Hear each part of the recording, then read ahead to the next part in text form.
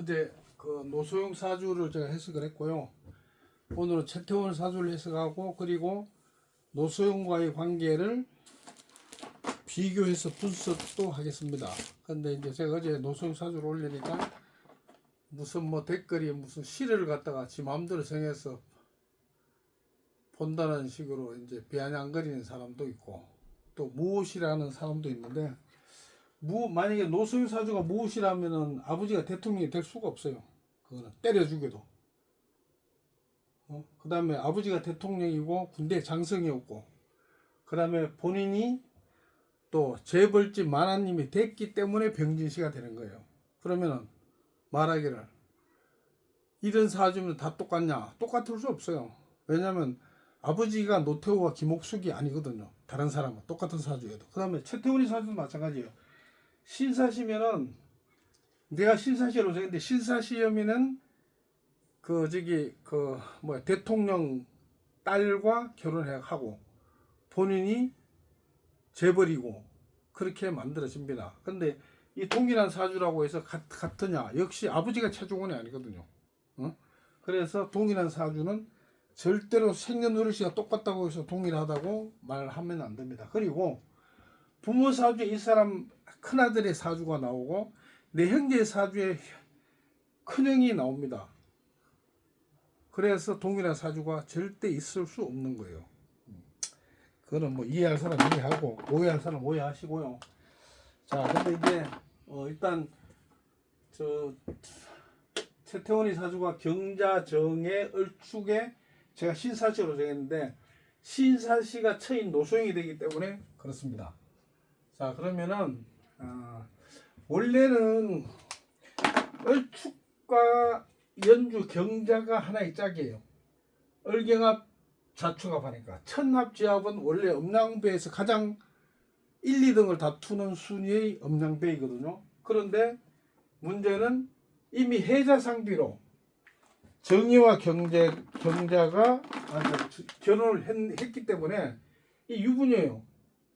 유부남이고 유부녀예요. 그래서 이 친구인 을축은 신사와 결혼을 하게 됩니다. 근데 그게 가능한 이유가 축이 배우자 궁인데 축 중에 신이 나왔어요.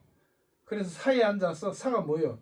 축이 금이면 사관이고 축이 토면 사인이에요. 그러면 그러고 사위축에서 금국을 이루죠. 그럼 본인한테는 뭐예요? 을한테는 이렇게 신사축이라는 관국이 만들어져요. 자기가 벼슬을 합니다. 신사를 통해서. 을한테는. 그러니까 신사를 택해서 결혼하게 되고 이게 노소영이 되는 겁니다. 근데 이후에 이제 결혼하고 나니까 나중에 정혜와 해자가 부부관계로 떨어져서 이혼을 하게 되면 혹은 본인이 말대로 이혼을 시켰다니까 경자와 다시 재혼해서 경자가 두 번째 처가 되고 신사가 1처고 경자가 2처인 거예요. 그러면 본인 을축은 처가 둘이다. 그렇게 되는 이유가 이 축이 금고죠. 금고입니다. 금했고 그러면 신은 여기서 나갔고 경은 뭐예요? 그 고신이 투출한 거예요. 그러니까 신도 마누라 경도 마누라가 되는 겁니다. 그래서 이거는 신사시일 수밖에 없어요. 자, 그런데 왜 재산 분할이 벌어지는가? 그거는 사주가 사유축하지만 을신축이거든요.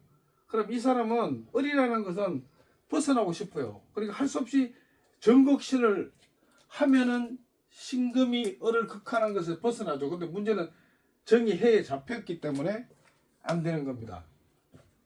그래서 사주를 몇 개를 더 쓰면요. 경자의 정해의 을축의 신사인데 지금 대운이 갑오대운이에요. 갑오대운의 갑진년에 이제 이심으로 해가지고 1조 3008이라는 금액이 정해 승부가 떨어졌죠. 물론 대부분까지 갑니다. 근데 문제는 이 갑오운의 갑이라는 것이 뭡니까? 해 중에서 나온 갑이에요. 그러면 해자축을 이룬 경자정해에서 갑이 나왔으니까 경자정해가 SK그룹이라고 간주할 수 있죠. 근데 해에서 갑이 나왔으니까 나한테는 을목한테 뭐예요? 급이잖아요. 갑급. 그러면 을축의 재산 혹은 을축이 컨트롤하는 돈이라는 얘기입니다. 근데 5화를 대동했죠. 그럼 갑이 나오고 오록이 나왔으니까 이건 뭐예요?